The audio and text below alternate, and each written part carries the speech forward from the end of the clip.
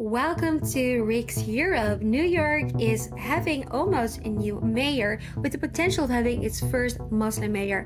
His name is Zoran Mamdani. He's a 33-year-old self-declared democratic socialist who has skyrocketed to political fame on a cocktail of identity politics, radical anti-capitalist rhetoric, and a massive social media following.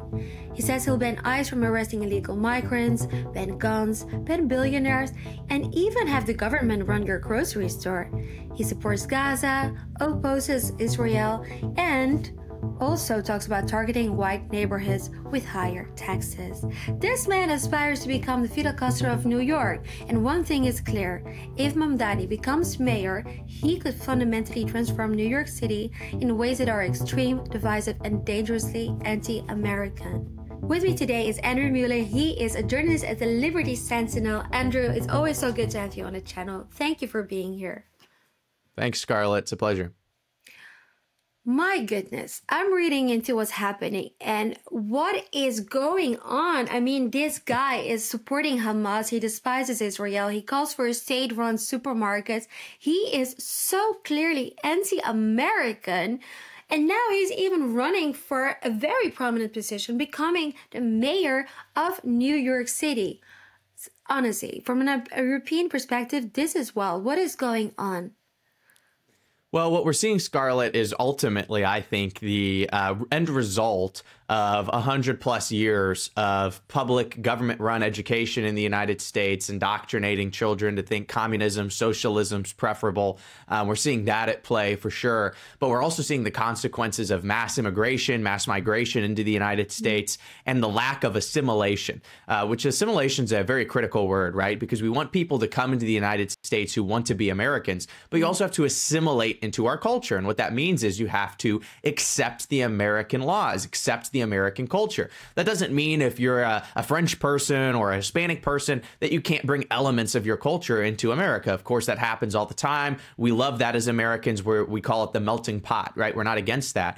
But when you become an American citizen, you take an oath to become an American, to uphold our Constitution, to follow our laws, to accept our way of life, which is really a capitalistic, free market, limited government, Republican system of government. And for that to function, we have to be rid of communists and socialists. Now, we have freedom of speech, and if you want to say communist ideas or socialist ideas, you can be wrong. You can be publicly wrong. You have that right to do it. But to then run for office and then try to change some of our biggest cities in the United States to run in ways that are hypothetical to the foundations of our nation, that is unacceptable. So to be clear, this Mamdani guy, or however you say his name, he is a communist. Now, people will argue with that. They'll say, no, he's a socialist. He's a democratic socialist.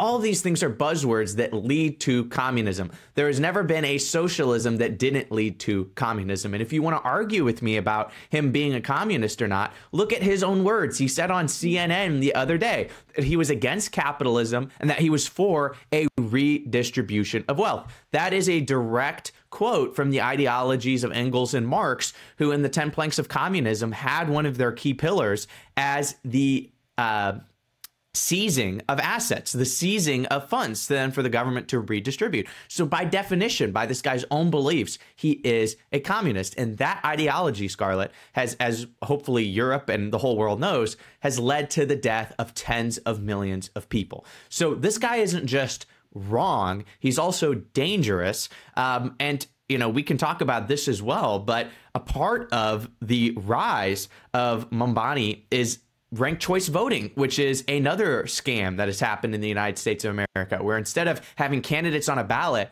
and you vote for one, ranked choice voting, which happened in this New York Democratic primary election, voters rank their candidates. So instead of selecting one, you rank them in order of preference, which leads to so many issues, so many problems, so many areas of fraud. And if no candidate receives more than 50%, they have all of these runoff elections and they have these eliminations, and it's just completely overcomplicated and unfair. So I think, Scarlett, this whole election, this whole conversation about this rising star shows that government education in the United States is failing. Communism is still alive and well. And we need to, in the United States and over the whole world, reevaluate how we vote and conduct elections because they are riddled with fraud and corruption. Yeah, it's interesting what you're saying, especially about ranking your candidates. I'm an European, especially coming from the Netherlands. We don't even get to vote for our own mayor. But is this a standard procedure, or is it something that he got away around the actual law to get a higher chance of being elected? What is that situation? So Mamdani didn't break any laws in that, but in New York, they have ranked choice voting, which is what I described. You rank the candidates. And that is a decision that New York has made. Where I live in Florida, other places I've lived in the United States, they don't have ranked choice voting. This is a more individualized local decision that you can make as to how your elections are run. But typically in the United States, if I'm going to go and vote for my mayor or my governor or my senator or my congressman, there's going to be 5 options, let's say, for example, and I only get to pick one. I get to pick one person who I'm voting for, and whoever has the most votes wins, right? And that is the democratic part of our Republican form of government, where whoever has the most votes in an election wins. The only exception is the president, who operates under the Electoral College, where the states do a majority vote. Each state has a different electoral value based upon population size and influence. So that's the only exception. But every other race other than the presidency operates on a democratic style election where you vote for one candidate and whoever has the most votes wins. But what we saw in New York was ranked choice voting, where people rank the candidates and then there's thresholds as to who gets to survive, who gets to go to the next elections. And there is a series of eliminations that take place. And it is very complicated, and it also leads to tons of corruption. And ultimately, the candidates who otherwise would have had a great shot at winning if it was a single vote candidate are eliminated out because of this ranked choice system that allows for people to rank instead of select one. So it causes more areas and opportunities for fraud because it's more complicated, and it's contrary to our Republican form of government that operates under a democratic election system. So this does show, and Andrew Cuomo, who ran against Mamdani, was the governor of New York, and he was a very bad politician and was corrupt, but he probably should have beat out this guy, but I don't think he did because of ranked choice voting. It's good that you're pointing that out. I think the way political systems are made are often in favor of, let's be honest, the establishment, the elites. They know it very well. It's the same, for example, as well. If we look at the United Kingdom, you need to get a majority of the votes and you take all of the votes. This way, it's very hard for new parties. And actually, it was only Nigel Farage that was break through that system. But this way, for example, Labour could have run for years and years. It's working against us.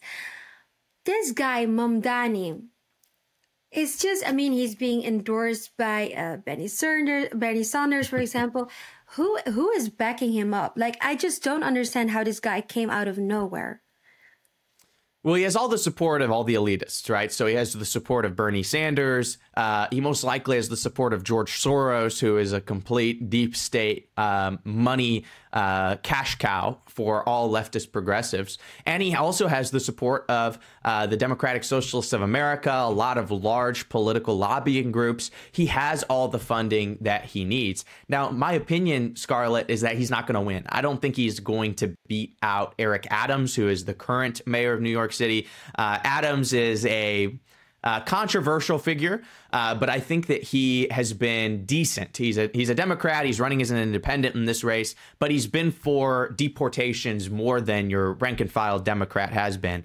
And I actually think, I'll put out a prediction here, but I think there's a very good chance that Donald Trump will come out and endorse Eric Adams. You know, a lot of people have talked about that, including Steve Bannon. I think that'd be a great move, but I don't think that Mamdani has the chance to beat Eric Adams. So I hope that is the case.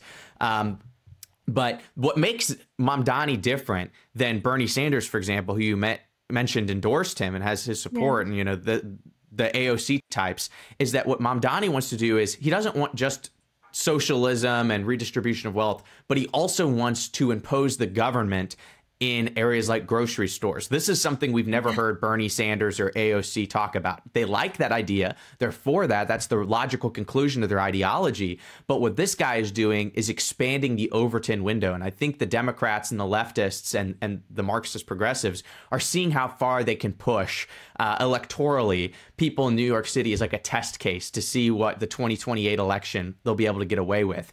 And I think that they're going as far as they can with the government-run grocery stores, which we already know how those work. They're called bread lines, right? I mean, bread lines we used to have, in communist dictatorships. That is basically what a government-run grocery store would be like. If you've ever been to the DMV in the United States of America, the Department of Motor Vehicles, it's one of the most annoying processes ever. It's so bureaucratic, so much red tape. Imagine if that was going to the grocery store, what that would be like.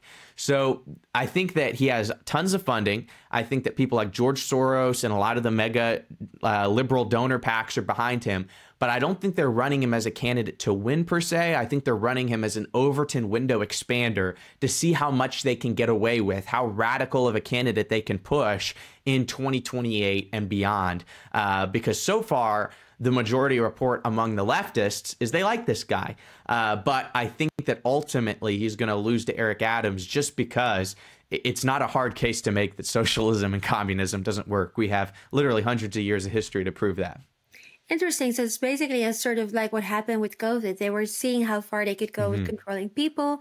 It turns out that we're all sheep listening blindly to the government. And now this is another project of theirs to see in what way they can control us, pushing a communistic agenda. And I'm coming I have my roots in Moldova. Moldova was, of course, a part of the former Soviet Union. And there is still a part in Moldova that was annexed by the Russians in the 90s. It's called Transnistria. It's a Russian conclave. And I've been there, actually. Lovely people, great cognac. But what's really interesting is that time has frozen there. You can still feel and see how communism was.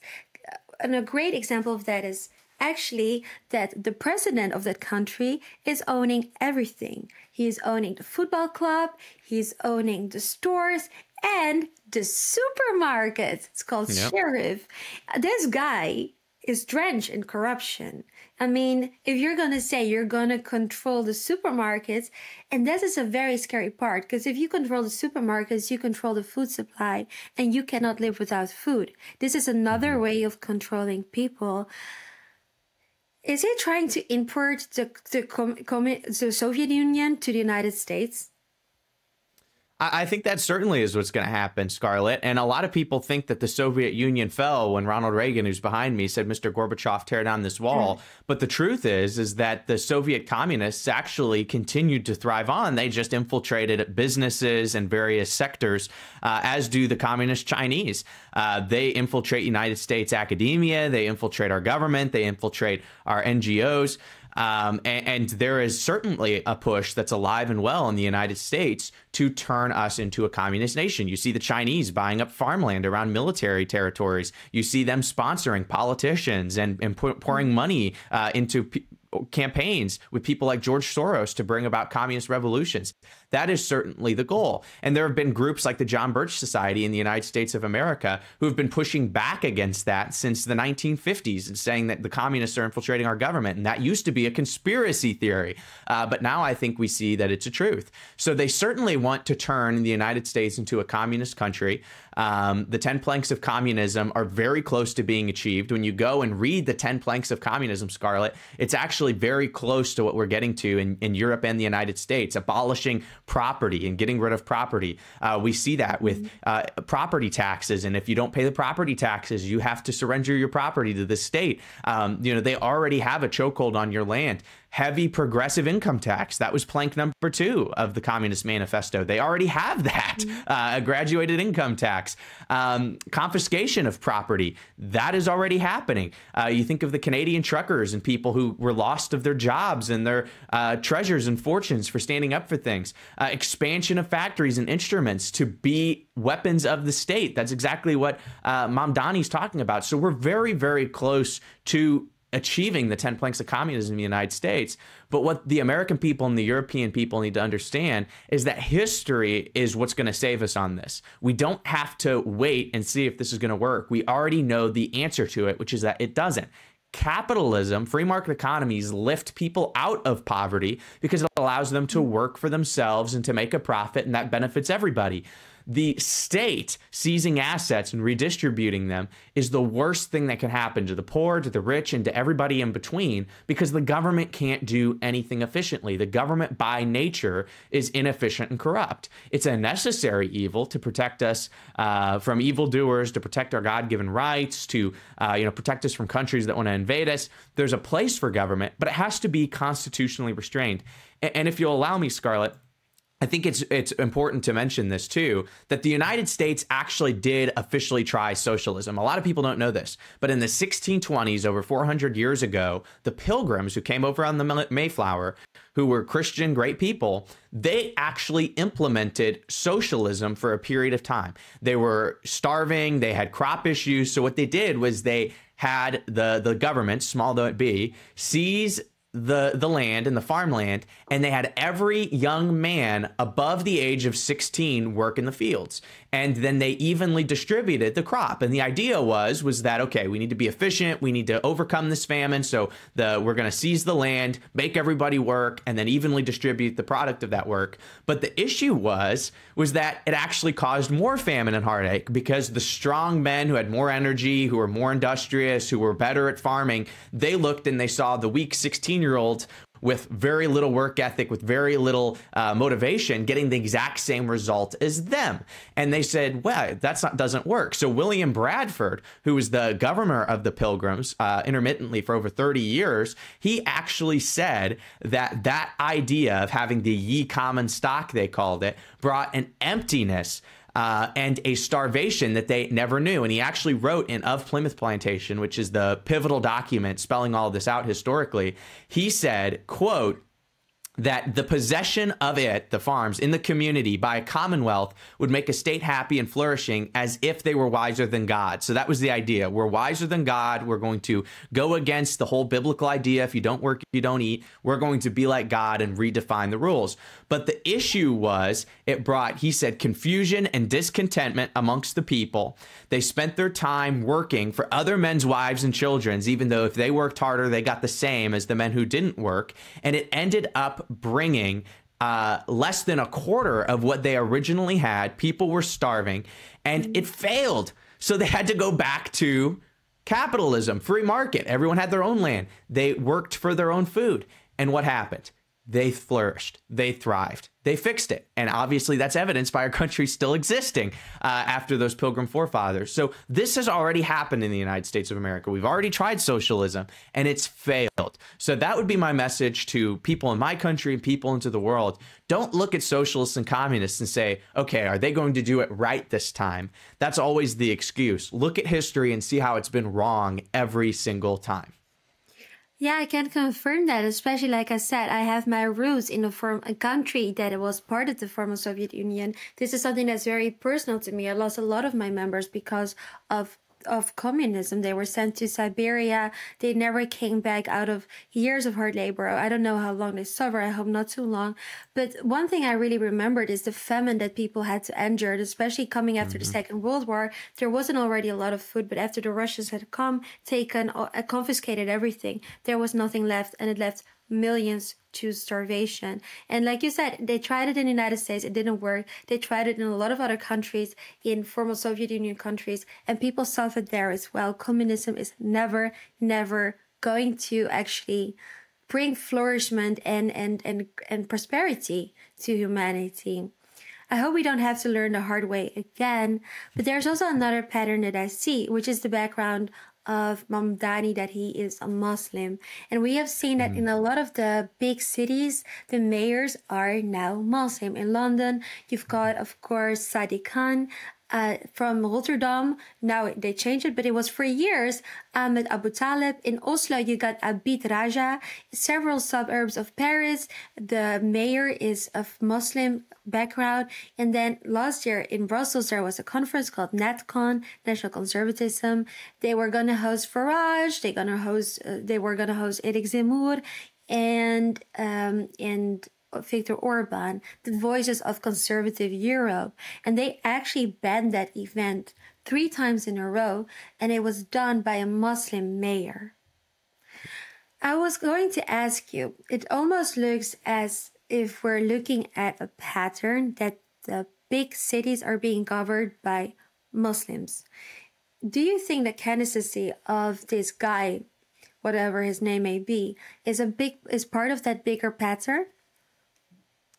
It absolutely is, Scarlett. And, I want to preface what I'm about to say with this truth, which is fundamental to the American ethos, which is that we have freedom of religion, right? So you can practice any religion in the United States as long as it doesn't infringe upon the freedoms and rights of other people, right? So you can't say my religion's punching people in the face, right? That's unacceptable, okay?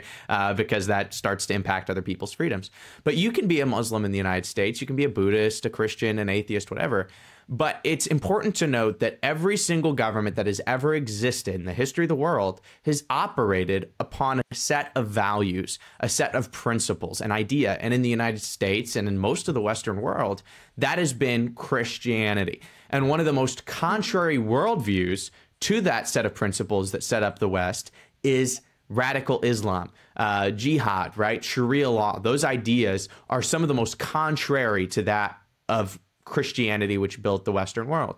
So does that mean that Mamdani can't be a Muslim in the United States? Of course it doesn't. He can. But I think as Americans, and if New Yorkers are watching, you need to ask yourselves, is this worldview that this guy has compatible with the governing laws of the United States? And I would argue that it completely is not. Now, I don't know how far he takes his Muslim faith, but let's say it goes all the way to Sharia, right? That says that women have virtually no rights. It says that those who don't share the Muslim faith are infidels and are to be slaughtered. It has very little tolerance for any sort of freedom of speech or expression. The whole idea of divorce and marriage and equality between men and women is completely foreign to what the United States and the Christian understanding of marriage and divorce and male-female relationships are. Homosexuals, though I am a Christian, I don't believe homosexuality is a good thing. It's not good for society, but I don't believe those people should be thrown off of buildings, for example, as Muslims do. So there's a big morality gap. There's a big values gap between Muslims and Christianity. And you have to ask, when you see communes in Texas, they're trying to build a Texas commune right now, which is a city which is going to be run by Muslims with Muslim streets, Muslim churches, Muslim schools. They want to basically build a little Islam town in Texas. And then you have leaders of various big cities, as you mentioned, the United States being run by Muslims. You have to wonder, what is going to be the end result of this? Is it going to be an overthrowing of Christianity, which built the principles upon which the United States was formed? And I think when you think about it through that lens, it very obviously shows that people like Mamdani are not qualified to uphold the oath that they will have to take as an elected official to protect and defend their state, their city, the United States Constitution. So help me God. It's completely incompatible. So we're definitely seeing an importation of the Muslim faith in the United States with the express intent of making Christianity a minority. And I think the goal of that is to radically, and as Obama said, fundamentally change the United States of America. And as an America First patriot, I don't want my country to be fundamentally changed. The fundamental elements of my country are what I'm trying to protect and preserve. And that is what these people want to alter and remove. Well, amen to protecting that. And we are struggling with the same issues here in Europe as well. Now, Trump said that he actually might deport him, because there are questions on whether Mamdani is legally in the States. How likely do you think it's that Mamdani would be deported?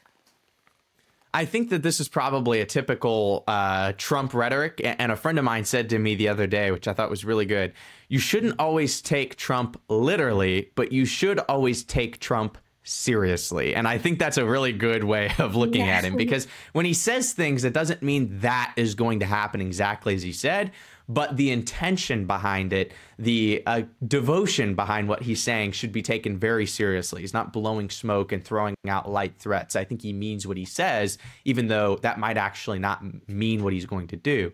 But certainly, if this individual does not have United States citizenship, he should, one, not be in our country, and two, he should most certainly not be running for office in any sort of province in the United States of America.